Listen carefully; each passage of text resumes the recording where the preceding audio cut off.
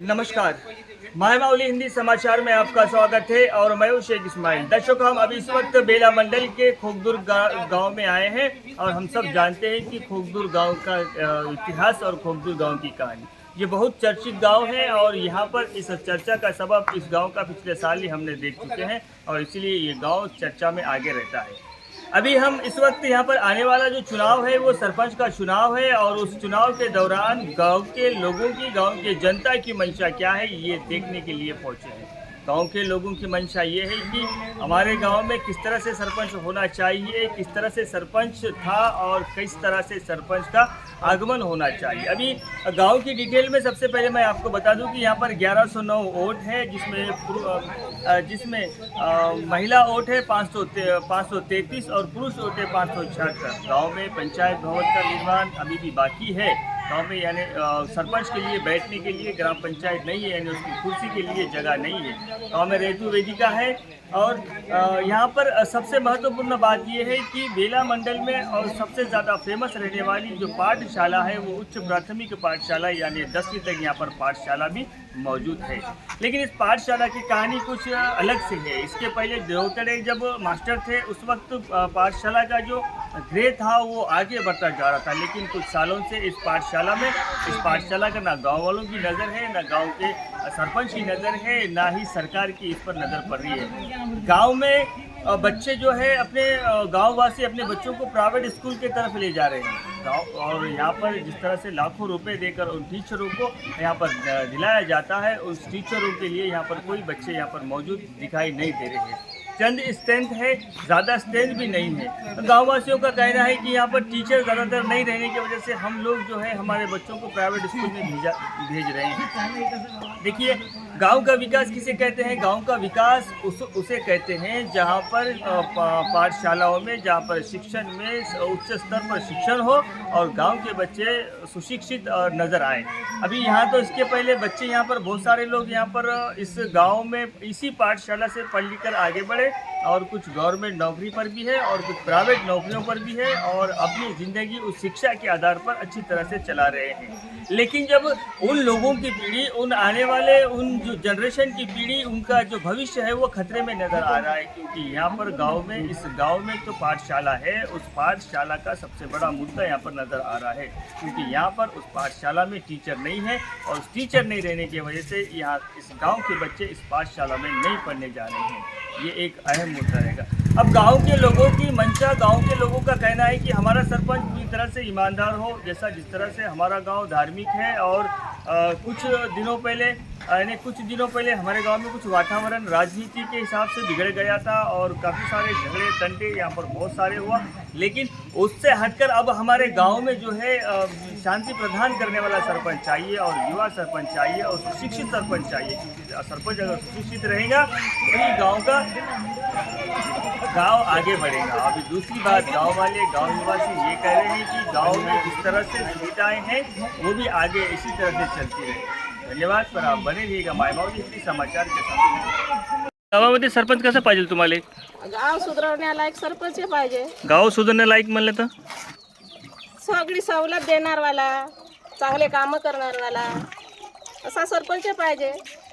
शाळेवर लक्ष देणारा, सगळ्या गावात लक्ष देणारा सरपंच पाहिजे, चांगला सरपंच पाहिजे. आपका? मेरा नाम जगदीश खड़से। खड़से साहब, आने वाला चुनाव जो है वो सरपंच चुनाव है, इसके अंदर आपको किस तरह से सरपंच चाहिए? हमारे गांव में तो सरपंच ऐसा चाहिए कि गांव में डेवलपमेंट तो हो रहा, रास्ते हैं, नाली है, सब कुछ है, मगर हमारे गांव में 10 तक स्कूल है, मगर स्कूल में एक भी टीचर नहीं है। टीचर आते नहीं बराबर, बच्चे पूरे प्राइवेट स्कूल में पढ़ रहे हैं और प्राइवेट स्कूल में गरीब बच्चे हैं, उसको पैसे बहुत लग रहे हैं। गांव में स्कूल होके भी गांव में पढ़ने के लिए बच्चे जा रहे नहीं, क्यों बोले तो स्कूल में टीचर नहीं है बोल के बच्चे प्राइवेट स्कूल में चले जा रहे हैं, इसलिए वो स्कूल पे ध्यान देने वाला होना। अच्छा, आइंदा सरपंच जो भी बनेगा वो स्कूल के ऊपर या शिक्षा के ऊपर ध्यान देने वाला चाहिए। हाँ, करे तो बच्चे आगे गए तो गांव का डेवलपमेंट हो सकता है। ग्राम पंचायत तो होके मगर वो काम बीच में शुरू किए, ग्राम पंचायत बैठने के लिए सरपंच के लिए ग्राम पंचायत भी नहीं है। दादा, काय नाव जी तुमचं? टोपा जी बोले। इंगोले साहेब, आता समोर येणारे जे इलेक्शन आहे ते सरपंच चुनाव आहे, तर तुम्हाला आता तर 5 वर्ष तुमच्या गावामध्ये तर राखीव पोस्ट आहे, म्हणजे तर रिझर्वेशन आदिवासीसाठी राहते, राखीव आहे ते. तर कसं तुम्हाला सरपंच कसा पाहिजे तुम्हाला? सरपंच आम्हाला असा पाहिजे की गावामध्ये सेवा करणारा पाहिजे. कारण तुकडोजी महाराज म्हणते, कष्ट करूनी माल बांधसी, नाही झोपडी नेटकीसी, स्वातंत्र्याशी उडी घेसी, मजा भोगती इतराशी. म्हणजे गावामध्ये सरपंच असा पाहिजे की गावाची सेवा करणारा पाहिजे. पक्ष कोणताही राहू, फक्त गावची सेवा उन्नती करणारा सरपंच हवा आम्हाला. गाव डेव्हलप, गावावर लक्ष, गावचे कार्य चांगले करणारा पाहिजे. आता क्या नाम है आपका? मेरा नाम अतुल निमसरकर है। अतुल जी, इस वक्त आपको किस तरह से सरपंच चाहिए? अब पहली बात बोले तो अपनी जो महामाइली जो न्यूज़ चैनल है उनको धन्यवाद देना चाहूँगा, क्यों तो गाँव जाके उन्होंने सबकी परेशानी देखते हैं, उसको हल करते हैं, उनकी जो ये है उससे. तो अब सरपंच बोले तो हमारे गांव में जो सरपंच का चुनाव होने वाला है उसमें तो सिर्फ एसटी समाज का है, ठीक है. तो हमारे गांव में जो सरपंच होना चाहिए, हमको कोई पार्टी से लेना देना नहीं है, कोई इससे लेना देना नहीं है. खाली क्या बोले तो हमारे गांव का विकास होना. जो भी सरपंच बनेगा वो गांव के लिए अच्छा करना, वो हिसाब से हमारे सरपंच होना. क्यों बोले तो हमारे गांव में बहुत परेशानी है. पहले तो वाटर नहीं है, पानी की समस्या है, कहाँ रोड की समस्या है, वो हिसाब से सरपंच होना. तो अब जो अपने उम्मीदवार है उन्होंने किसको बोले तो खड़ा करना, वो उनके ऊपर है. कौन सा कैंडिडेट चुनते, क्या करते, जो भी होगा वो एसटी का ही होगा. वो हिसाब से उन्हें करना. हमारे गांव में किस किस को घरा नहीं है, रोड नहीं है, पानी की तो बहुत समस्या है, वो हिसाब से करना, वैसा सरपंच होना. और दूसरा, हमारे गांव में सबसे बड़ी समस्या स्कूल की है. यूँ तो हमारे गांव में पहली बात बोले तो मराठी मीडियम है. अभी अपन तेलंगाना में रह ले तो तेलुगु की बहुत वैल्यू है, और इंग्लिश की भी वैल्यू है. अब यहाँ पे तो स्कूल है, स्कूल में नहीं है, अपने टीचर्स नहीं है. टीचर है तो उन्हें जो है 40 या 30 बच्चे हैं, उनके हिसाब से उन्हें काम कर रहे हैं. मगर वो दूसरी क्या बात बोले तो ये मराठी स्कूल बंद करके ये हिंदी अपनी तेलुगु या इंग्लिश स्कूल चालू करेंगे तो हमको भी थोड़ा ये होगा. क्यों तो हमको अब तेलुगु स्कूल नहीं है गांव में, तो बेला को बच्चे भेजना पड़ रहे. तो तेलुगु या इंग्लिश मीडियम करे तो हमको भी बेला भेजने का और फीस देने की ज़रूरत नहीं पड़ती. तो अपने गांव में स्कूल रहा तो या हम बच्चे भेज सकते. तो ऐसे जो अपना सरपंच होगा तो ये समस्या देखने को, उसका हल करने को देखना चाहिए, वैसे ना. क्या नाम तुम्हारा? भिक्कन निमसरकर. भिक्कन भाऊ, आने वाला चुनाव जो है वो सरपंच चुनाव है, और उस सरपंच चुनाव में आपको किस तरह से सरपंच चाहिए? स्वागत है माय मावली का हमारे गांव में. आप हमारे गांव में आए, ये हमको बहुत बड़ी खुशी हुई. और आपने हमको आप बहुत ही अच्छा सवाल पूछा है कि सरपंच कैसा होना चाहिए. तो मेरे ख्याल से हम अब युवा है, तो गांव का सरपंच एक पढ़ा लिखा जिम्मेदार युवा होना चाहिए, जो कि गांव की जो समस्या है जैसे बिजली पानी ये तो गवर्नमेंट देती है, लेकिन कभी कभी बीच में ख़राब हो जाता है. तो पानी की समस्या है हमारे गांव में, पानी की समस्या को सॉल्व करने वाला होना है. और बिजली जब भी जाती है तब तुरंत बिजली का रिपेयरिंग करने वाला सरपंच, ऐसा एक होनार लीडर होना सरपंच. और गांव में स्कूल है, स्कूल में भी समस्या है. स्कूल में टीचर नहीं है, टीचर आते नहीं और बच्चे जाते नहीं. और गांव के बच्चे बेला गुजारे 1-1 लाख 1.5 लाख रुपये, और कोई आदिलाबाद जा रहा है. जिसके पास पैसा नहीं है उसके बच्चे पढ़ नहीं पा रहे. तो मेन जो कारण है गांव का वो स्कूल है. स्कूल से ही गांव का फाउंडेशन बनता है, गांव से ही देश बनता है. अगर स्कूल का फाउंडेशन मजबूत रहा तो देश मजबूत हो सकता है. तो इसकी वजह से स्कूल का फाउंडेशन भी मजबूत करने वाला सरपंच होना चाहिए। और गांव में प्लांटेशन, अब पेड़ को काट दे रहे सब लोग, अब नर्सरी के माध्यम से जो अब तो बारिश चालू होती तब हर गांव में हर घर में 2-2 पेड़ लगाने का ऐसा प्रोत्साहन करने वाला सरपंच होना गांव में। रोड, बिजली, पानी ये तो सब गवर्नमेंट देती रहती है, वो कोई सरपंच से मांगता ही नहीं, उधर से चाहता है। और जो गवर्नमेंट की जो सुविधाएं आती है वो गांव के हर नागरिक के पास लेके जाने वाला सरपंच होना।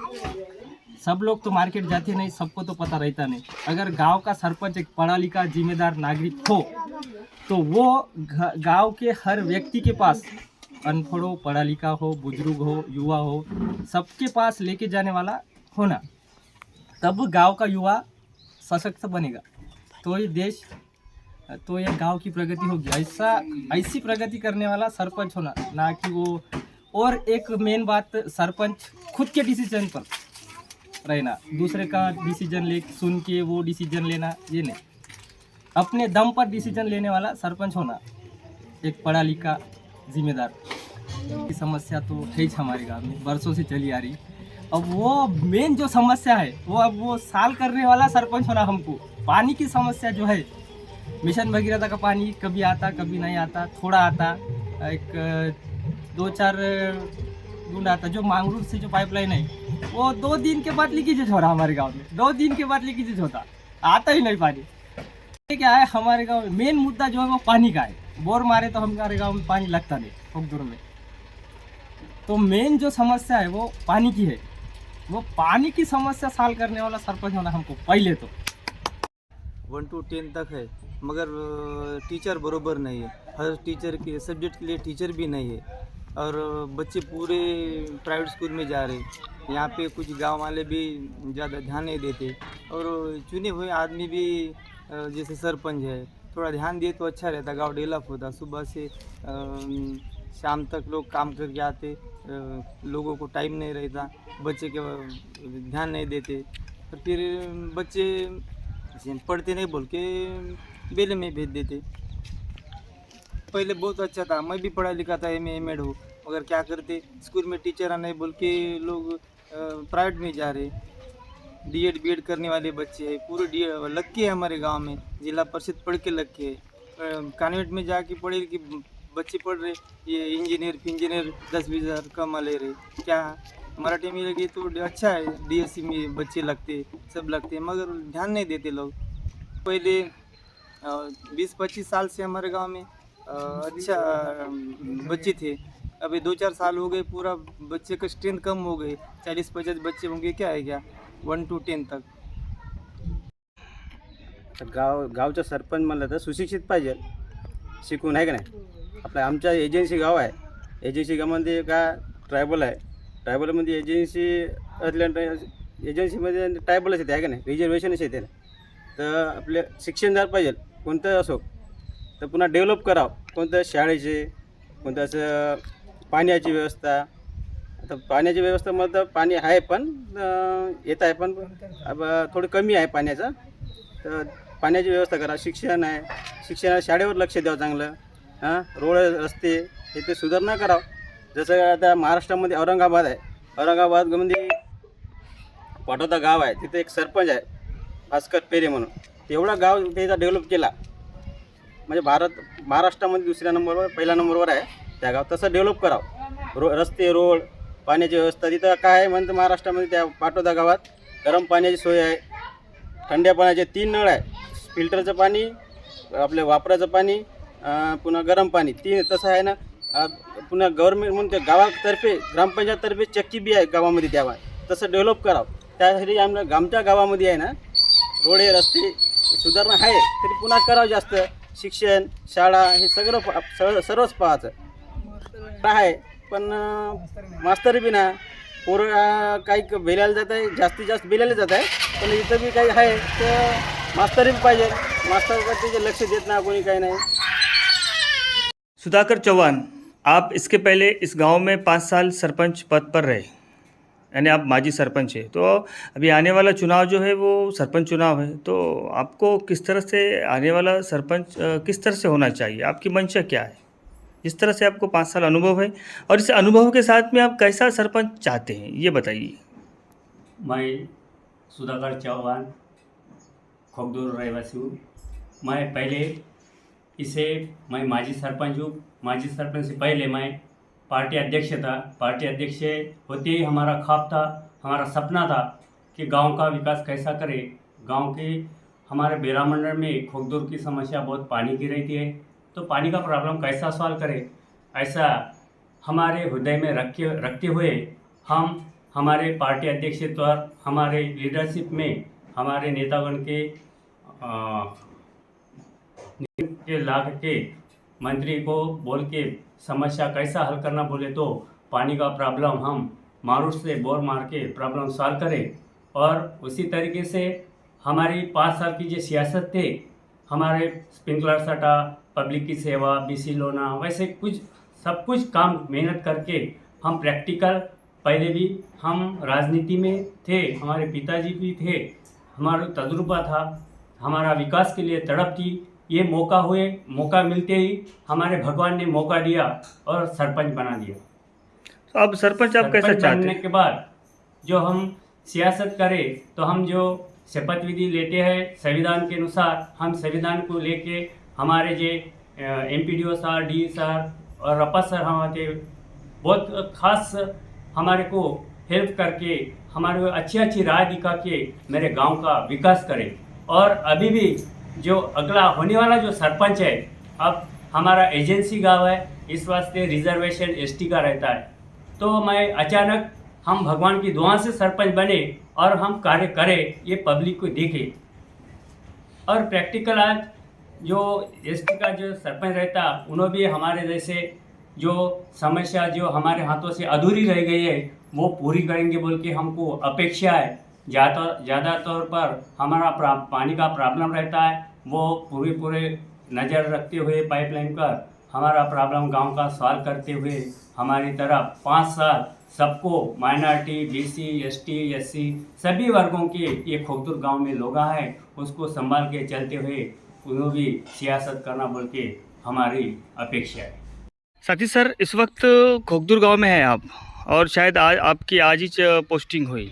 तो मेरा सवाल ये है कि सतीश सर, इस वक्त इससे पहले इस गांव में जो स्कूल थी ये ZPSS, ये खोगदूर यानी बहुत फेमस थी, और कई सारे यहाँ से बच्चे पढ़ लिख कर आगे बढ़े, और आगे बढ़ने के साथ में कई सारे लोग लड़के जो है गवर्नमेंट जॉब पे भी है, और कई सारे लोग प्राइवेट जॉब पर भी है, यानी सुशिक्षित अच्छी तरह से अपनी ज़िंदगी गुजार रहे।